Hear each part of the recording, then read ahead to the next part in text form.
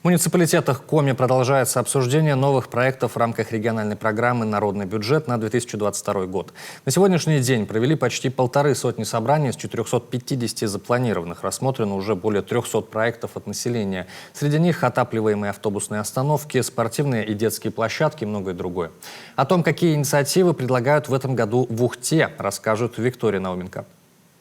Дом культуры поселка Водный нуждается в масштабном ремонте, но именно на средства народного бюджета здесь рассчитывают сделать в следующем году хотя бы первые шаги и решить самые наболевшие проблемы. Например, с окнами в нескольких кабинетах.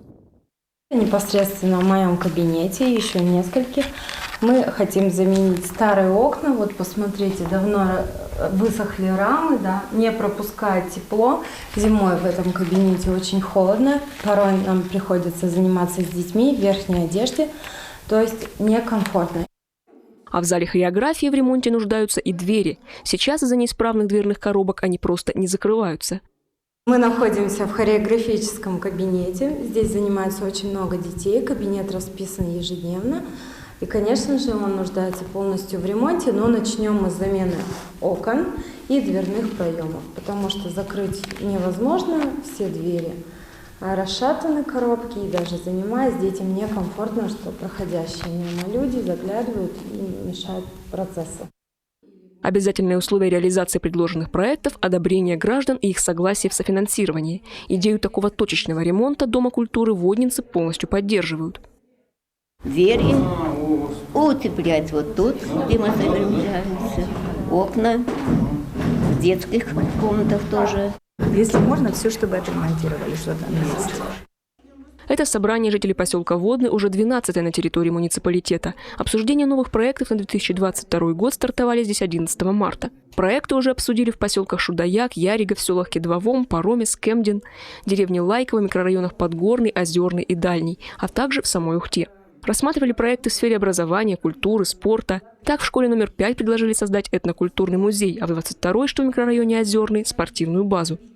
Родители выступили с просьбой создания спортивной базы на территории школы для того, чтобы в выходные дни и жители поселка Озерный могли, заходя в школу, воспользоваться спортивным инвентарем, это лыжи, палки для скандинавской ходьбы, и проводить таким образом свое свободное время в субботу и воскресенье.